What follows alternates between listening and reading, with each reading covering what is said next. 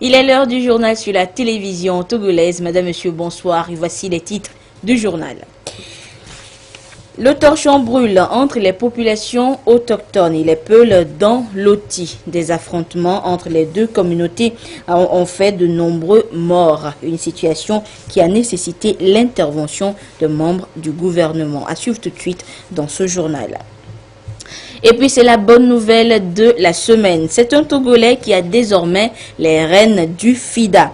L'ancien premier ministre Gilbert Faustin Humbo a été élu hier lors du conseil des gouverneurs de l'institution.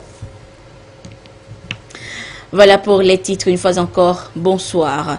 Et nous débutons ce journal avec ce fait divers qui crée une certaine tension dans la localité de Takpamba, dans Loti.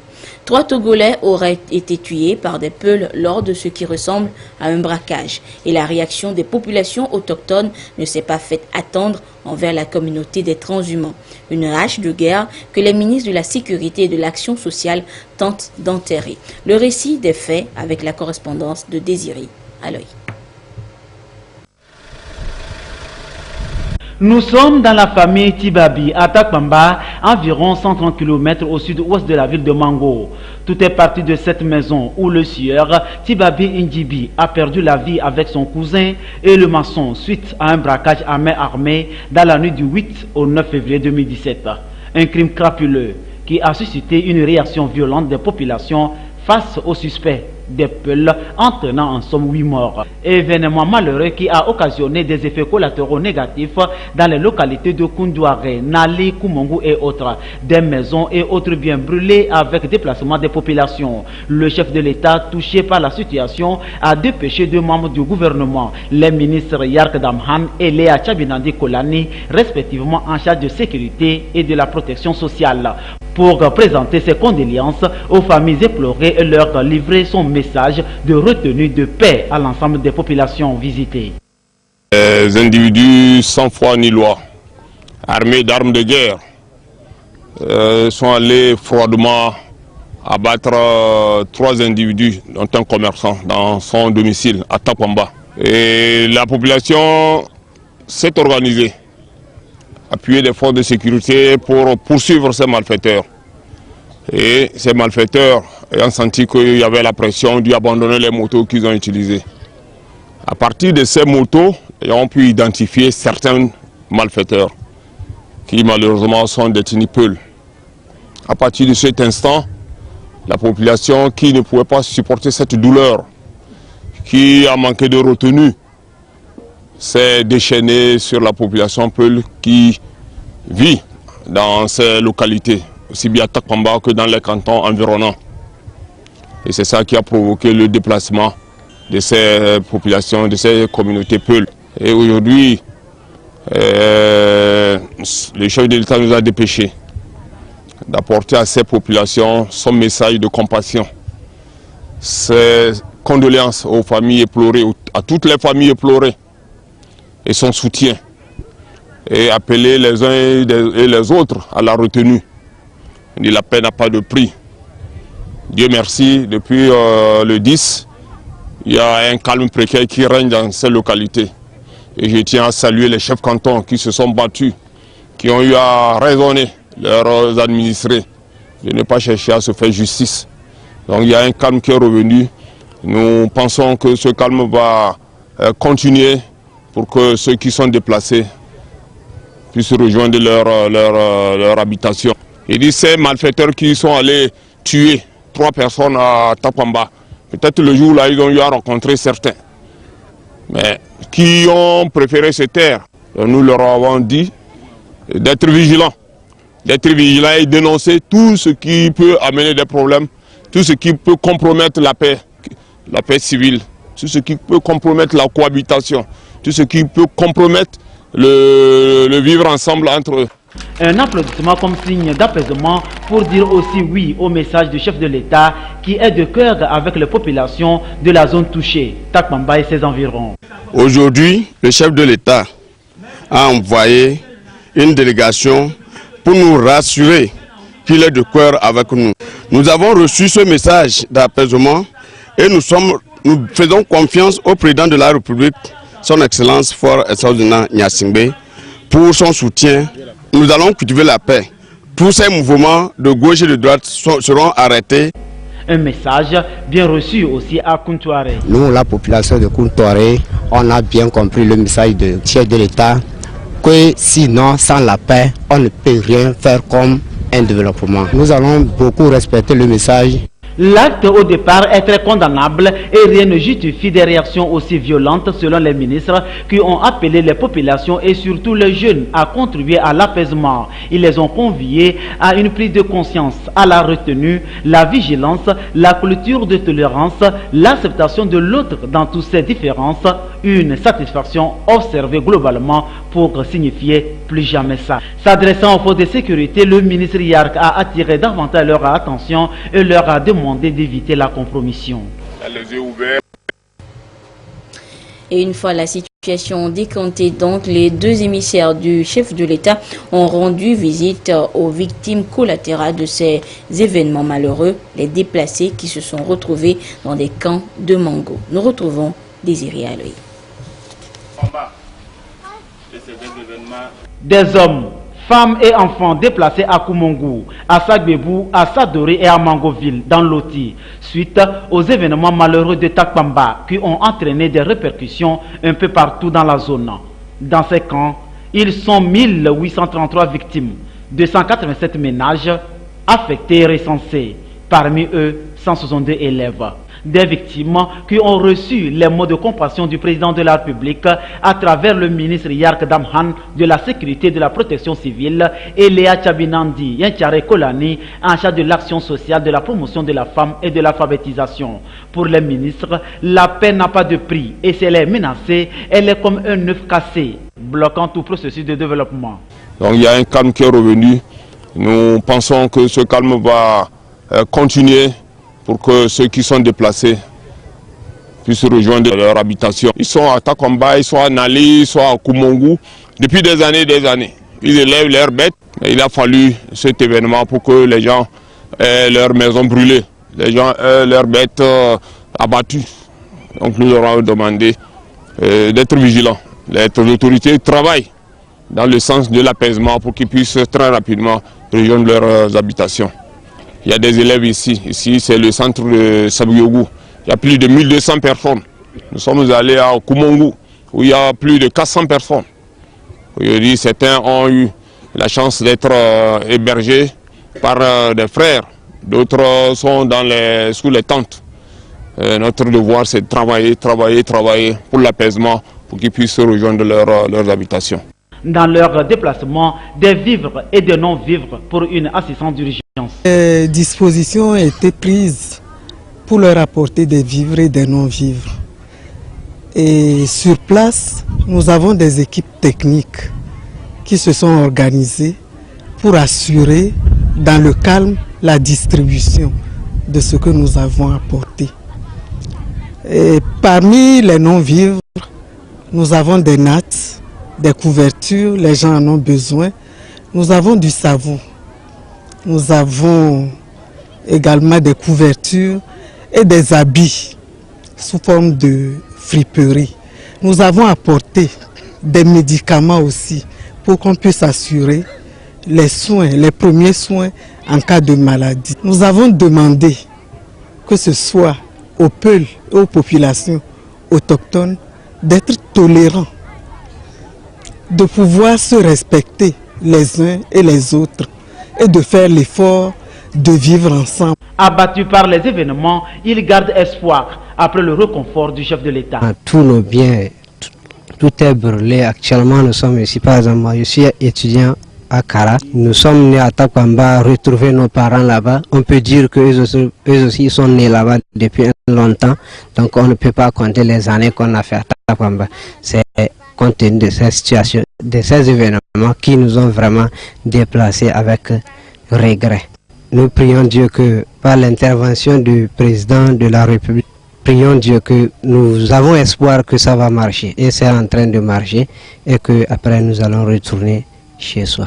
Tout suspect que nous aurons retrouvé, nous allons les dénoncer pour garder la paix. dans notre pays. Un malfaiteur reste un malfaiteur. Un malfaiteur n'a pas de frère, un malfaiteur n'a pas d'amis. Si aujourd'hui nous venons à apprendre qu'il y a un malfaiteur, quelle qu'en soit la relation qui existe entre nous, nous sommes prêts à le dénoncer. Plus jamais ça, selon les vœux des uns et des autres. Les ministres ont remercié les populations d'accueil de Koumongu, de Sagbiebou, de Sadori et d'ailleurs pour leur sens élevé de fraternité. Autre actualité, le sous-sol africain regorge d'immenses richesses minières. Des richesses qui ne profitent pas vraiment au pays, faute d'un code juridique efficace qui tienne compte des préoccupations aussi bien des exploitants que des aspirations socio-économiques des populations. Un déficit que l'UEMOA veut corriger.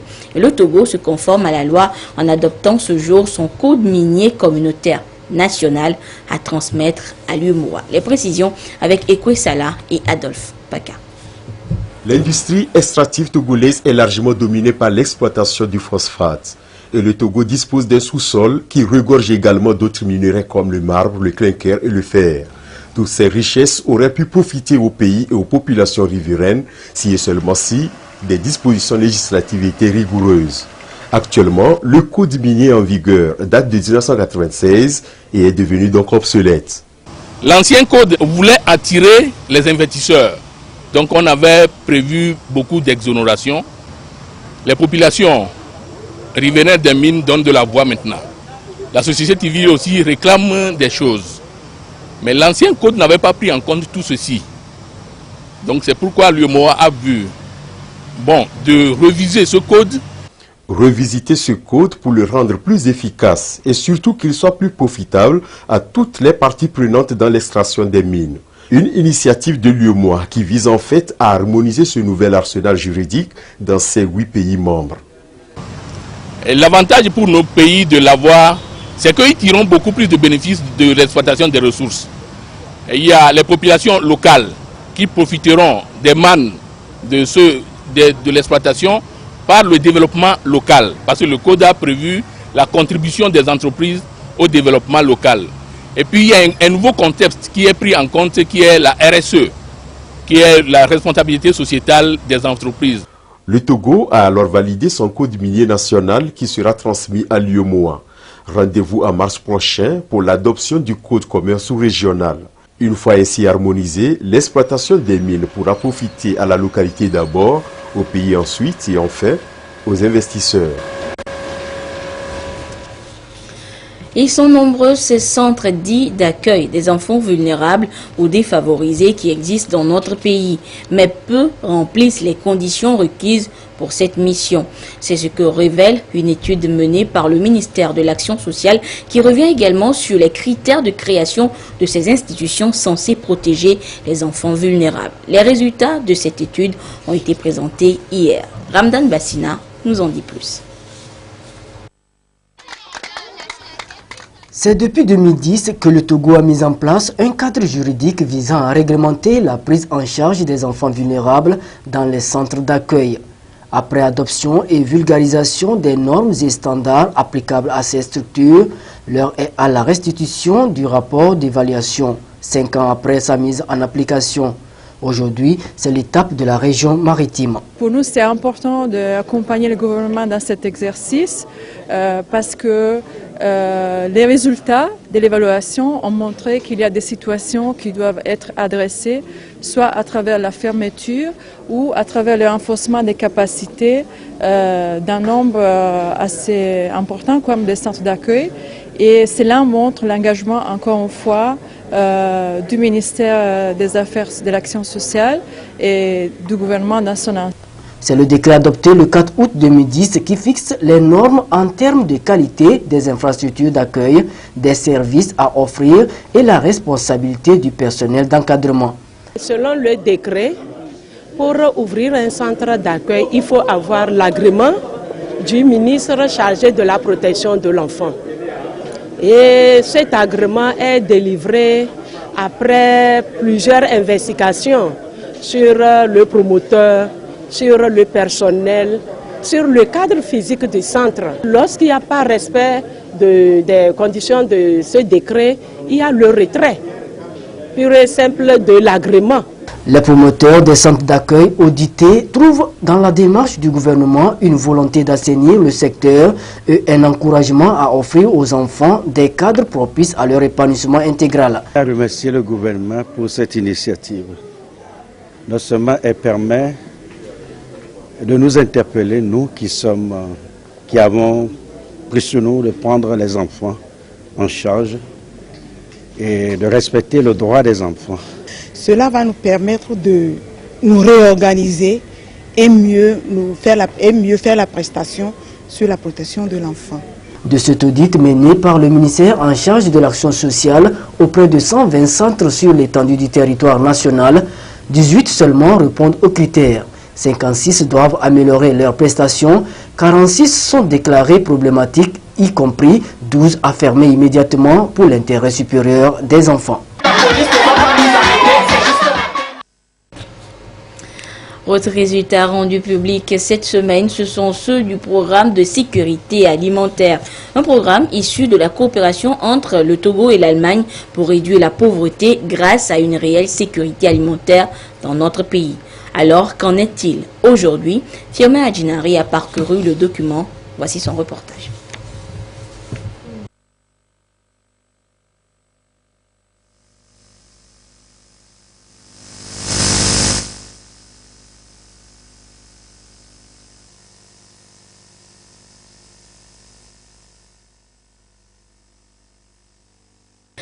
Quelques soucis techniques, toutes nos excuses. Nous reviendrons tout à l'heure sur cette revue annuelle du programme de sécurité alimentaire. Et une sécurité alimentaire réelle sous-entend la consommation de produits de qualité. Et c'est justement cette qualité et surtout l'hygiène qui sont recommandées pour les produits halieutiques. Depuis ce matin, les pêcheurs artisanaux sont donc à cette école pour exercer leur métier dans les normes requises. Sandra Adiagbe, Christine Pichekialoude. Katanga, le village des pêcheurs. Ici, les bonnes dames sèchent et fument du poisson pour la commercialisation. Et selon les enquêtes, certaines n'utilisent pas les bonnes techniques de fumage. Nous fumons du poisson avec du bois et les coques de noix de coco. Puis, nous utilisons la fumée des herbes pour donner une bonne couleur au poisson. Lorsque le produit est gardé pendant longtemps sous le soleil, commence par pourrir avant qu'on amène cela au niveau des fourneaux. Ça, c'est un produit déjà contaminé. Les femmes utilisent souvent des plastiques, des pneus découpés et autres. Ce sont des produits extrêmement toxiques. Le poisson destiné à la consommation doit être sans danger chimique ou microbien. C'est pour améliorer les procédés de traitement de cette denrée que les acteurs concernés se recyclent. La bonne manière, c'est d'utiliser le bois qui est communément utilisé. Et nous avons aujourd'hui sollicité l'appui des partenaires pour qu'ils puissent nous faire des foyers améliorés. Le poisson doit être gardé au frais dès la capture. Le matériel de travail depuis le port de pêche jusqu'à la conservation ne doit pas être source de contamination. Si l'hygiène et la qualité sont respectées, le personnel du secteur halieutique aura plus de notoriété sur le marché local et extérieur. Les huissiers, juges commerciaux et autres acteurs de procédures collectives étaient ce matin en séance de formation et d'information sur les nouveaux changements et modifications apportés à l'acte révisé et à l'acte uniforme révisé de l'OHADA en ce qui concerne l'organisation des procédures collectives. Et c'est une initiative de la revue togolaise des droits, des affaires et de l'arbitrage pour aider ces acteurs justement à mieux exercer leur rôle dans le redressement des entreprises en difficulté conformément à la nouvelle réglementation. Les précisions avec Dodo Haré et Clarisse Aticlé. Depuis 2015, l'Organisation pour l'harmonisation en Afrique du droit des affaires, OHADA, a intégré dans son acte uniforme la réglementation de la fonction de mandataire judiciaire. Cette réglementation clarifie davantage les compétences de ces derniers dans le redressement ou la liquidation des entreprises en difficulté. Ces fonctions étaient mal exécutées et au lieu d'apporter des solutions aux entreprises, notamment par exemple les rémunérations des mandataires judiciaires, plombaient complètement tous les espoirs de redressement des sociétés en difficulté. Donc il a paru nécessaire de procéder effectivement à une réforme. Certains pays de l'OHADA ont entrepris de faire cette réforme-là, et le Togo ne l'a pas encore fait, et l'exercice aujourd'hui c'est d'attirer l'attention de tous à réfléchir sur les voies et moyens que notre pays doit emprunter pour pouvoir organiser cette réforme-là. Sont concernés par la fonction de mandataire judiciaire les magistrats, les avocats, les notaires, les huissiers, les experts comptables et les chefs d'entreprise. Avec la nouvelle réglementation, ils ont désormais la responsabilité de gérer les contentieux entre l'entreprise et ses créanciers et également aider à sauvegarder l'emploi. Aujourd'hui, on prévoit une procédure de conciliation qui est une procédure confidentielle. Et donc, lorsque l'entreprise n'arrive pas à s'entendre avec ses créanciers pour résoudre son problème, c'est en ce moment-là qu'on passe à l'étape suivante, à savoir le règlement préventif, qui en ce moment, l'entreprise bénéficiera de certaines mesures sous protection du juge. Cela voudra dire que l'entreprise bénéficiera des remises de dettes, des reports d'échéance et les créanciers vont injecter de l'argent frais dans le fonctionnement de l'entreprise. Les Mercuriel Info, la revue du droit des affaires et de l'arbitrage, a donc offert ce cadre d'échange d'informations et de formation afin que la fonction de mandataire judiciaire qui était jusque-là pratiquée dans un cadre informel soit davantage connue. Un lot d'ouvrages juridiques pour la Cour d'appel de Lomé. Plus de 237 ouvrages d'un coût total de plus de 19 millions de francs CFA pour ainsi renforcer les capacités de la bibliothèque de la Cour d'appel de Lomé en matière de documentation juridique. Des précisions avec Chassinam Baga. Les 237 ouvrages traitent essentiellement du droit des affaires. Évalués à 19 885 000 francs CFA, entièrement financés par le gouvernement togolais, leur acquisition répond à la nécessité de doter les juridictions nationales d'ouvrages de spécialité dans le domaine du droit commercial et celui des affaires. C'est important pour les magistrats d'avoir cette documentation apportée. Parce que lorsque vous devez travailler sur un dossier, vous devez vous inspirer des décisions qui ont été rendus par les collègues avant vous. Vous devez vous inspirer de ce qui se fait dans d'autres pays, dans la sous-région. Vous devez vous inspirer de la doctrine et le juge doit s'imprégner de tout ça pour que sa décision ne soit pas une décision au hasard, mais une décision qui a une base juridique, qui a une assise juridique. Pour acquérir l'ensemble de ces documents, le Togo s'est référé à l'École régionale supérieure de la magistrature des États membres de l'OHADA, ERSUMA, qui a une expertise avérée dans le domaine. En guise de reconnaissance de cette marque de confiance, ERSUMA a fait don de 64 ouvrages en plus de ceux commandés.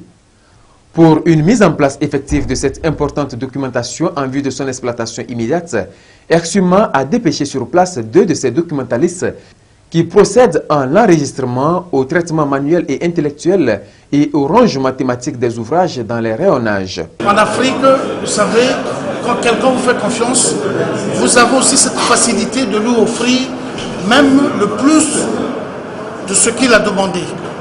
Raison pour laquelle l'ERSUMA, qui a un centre de documentation de référence en Afrique, je peux vous le dire, en matière du droit des affaires, même en matière de droit en général, nous avons pensé que nous devons aider les États africains, particulièrement les États partis de l'OHADA, à acquérir des ouvrages qu'ils ne peuvent acheter facilement. C'est donc un total de 301 ouvrages qui ont été réceptionnés par le président de la Cour d'appel de Lomé.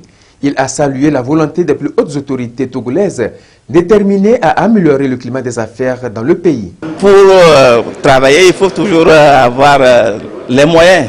Et ces moyens, ça commence par les livres. C'est vrai que bon, nous avons d'autres moyens d'information, mais ça, qui ne peut pas remplacer les livres. Je peux que dire que je suis un homme satisfait de voir tous ces livres dans lesquels je suis maintenant baigné. Et vraiment, je remercie le donateur. La remise de ces ouvrages se situe dans le contexte des activités du projet de renforcement des capacités des chambres commerciales du tribunal de première instance et de la cour d'appel de Lomé. Elle sera étendue aux autres juridictions de l'intérieur du pays. C'est la reconnaissance de ses qualités et de ses compétences. C'est en ces termes que le président de la République, Faure Sozimna Nyazingbe, qualifie l'ancien premier ministre togolais Gilbert Fosun-Ngbo. Le fils du pays est depuis hier le nouveau patron du Fonds international de développement agricole FIDA. Portrait de celui qui, depuis hier, est une véritable fierté nationale avec Pierre Soussoupo. Il prend désormais les commandes du FIDA. Gilbert Fosun-Ngbo, ancien premier ministre togolais, est élu à la présidence du Fonds international de développement de l'agriculture par le Conseil des gouverneurs de cette institution onusienne. Il avait en face de lui 7 autres concurrents de taille. Mais Gilbert Ngbo va réussir à convaincre un grand nombre des membres du Conseil qui vont finalement porter leur choix sur sa personne. Ngbo, candidat, avait également reçu le soutien de l'Union africaine, de la CEDEAO, mais surtout du chef de l'État Faure Gnassingbé. Le président de la République a félicité le nouveau président du FIDA et a salué la reconnaissance de ses qualités et de ses compétences. L'homme a à son actif 30 années d'expérience dans le système des Nations Unies où il a occupé des hautes fonctions. Directeur de cabinet du directeur général du PNUD, sous-secrétaire général, directeur du bureau régional pour l'Afrique. Avant son élection à la présidence du FIDA, Gilbert Fosun-Ngbo assumait le poste du directeur général adjoint de l'OIT, Organisation internationale du travail. Le nouveau patron du FIDA entend poursuivre le programme d'amélioration institutionnelle continue et de positionnement stratégique du fonds sur la scène internationale du développement. Celui qui professe son origine du monde rural a une connaissance parfaite de la réalité du terrain et s'engage à cet effet. La mise en œuvre d'une approche plus audacieuse de l'accès au financement pour les populations pauvres en vue d'améliorer la qualité de la nutrition et réduire les pertes de produits alimentaires font partie des priorités du nouveau président du FIDA. L'institution onusienne a pour vocation d'aider financièrement comme bailleur de fonds et organisateur au développement agricole et rural dans les pays dits en développement et en transition. À ce titre, elle nourrit une relation de partenariat avec le Togo dans la perspective de la lutte contre la pauvreté en milieu rural à travers divers financements allant de la promotion de la sécurité alimentaire au développement du secteur agricole au Togo. Le 1er avril prochain, Gilbert Fosun-Ngbo déposera ses valises à Rome, siège du FIDA, pour un mandat de 4 ans renouvelable une fois.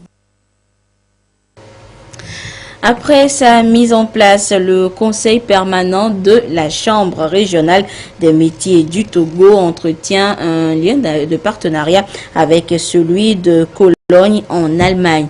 Et ce jour, ce mercredi, l'Allemagne appuie donc le Conseil du Togo en lui offrant du matériel informatique. Un lot de matériel réceptionné par la ministre en charge de l'artisanat et de l'emploi des jeunes, Victoire Toméga Dobé, en présence de l'ambassadeur d'Allemagne au Togo. Le compte rendu avec Tabitha Akakbo et Augustin Kossi. Après la mise en place du système d'informatisation dans le secteur de l'artisanat au Togo, du matériel informatique pour mieux interconnecter les différentes chambres régionales du pays. Un serveur centralisé qui permettra un meilleur partage des informations. C'est le fruit de la coopération entre le Conseil permanent des chambres régionales des métiers de Cologne en Allemagne et celui du Togo. Les décisions qui viennent du gouvernement tombent sur la table du Conseil permanent quant à lui de l'envoyer à chaque région et au niveau des régions aussi vers les préfectures vers les cantons, des cantons vers les villages. La coopération allemande a besoin des mêmes informations. C'est pour cette raison qu'ils ont jugé bon d'outiller les chambres régionales de métiers du Togo, en plus le Conseil permanent. On partage l'information, on partage le savoir et on a partagé un peu les systèmes de gestion d'information. Et je crois que cette coopération de la société civile, des agents de la société civile, sont une bonne part de cette coopération entre les deux pays. Je crois que toutes ces activités-là démontrent vraiment l'amitié entre l'Allemagne et le Togo et la bonne coopération entre nos deux pays. Cet appui, selon le ministre en charge de l'artisanat Victoire Tonega Dobé, est un outil nécessaire pour faire de l'artisan togolais un véritable entrepreneur. Et cette coopération entre les deux chambres va permettre de mutualiser davantage les ressources afin de faciliter le travail des artisans. Aujourd'hui, il y a un appui important de matériel informatique qui est apporté au Conseil national des chambres de métiers. Alors il s'agit des ordinateurs, de serveurs qui vont renforcer le système d'information et de gestion de l'artisanat. Ce matériel va renforcer l'opérationnalisation de ce système d'information et de gestion.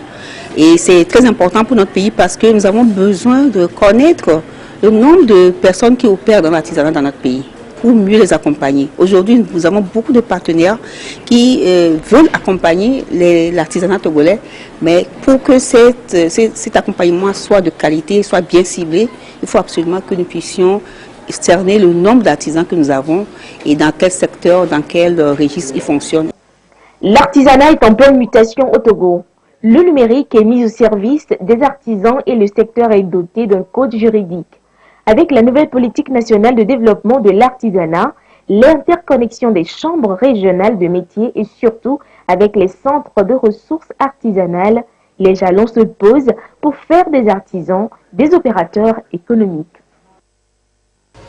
Dans un communiqué, le ministre des Infrastructures et des Transports porte à la connaissance des personnes physiques ou morales exerçant des activités professionnelles dans un port, dans une installation portuaire, sur un plan d'eau, en rade et dans les eaux sous juridiction togolaise en général, que le comité d'agrément et de validation CAV créé par le décret numéro 216-063/PR du 11 mai 2016, a été officiellement installé le 29 décembre 2016. En conséquence, la délivrance des agréments, des permis d'exploitation et la validation des rapports des évaluations de sûreté, des plans de sûreté et des rapports des audits de conformité des installations portuaires aux conventions maritimes démarre le 1er mars 2017. Les personnes physiques ou morales citées au début disposent d'un délai de 6 mois à compter du 1er mars 2017 pour régulariser leur situation. Les dossiers doivent être adressés au comité d'agrément et de validation CAV, au secrétariat technique immeuble du Haut Conseil pour la mer, porte 42, angle boulevard Mobutu Sese Seko, rue des Grands Moulins, quartier à Blogame, au 09 BP 92 95 Lomé 09, ou appeler au téléphone 22 54 47 79 ou au 91 20 14 05. Et voilà, c'est sur ce communiqué que se referme cette édition. Merci à vous qui l'avez suivi un peu partout grâce à la télévision togolaise, notamment du côté de Takpamba dans Loti. À 22h30, vous serez en compagnie de Edem Soussoukpo pour la dernière édition du journal. Au revoir.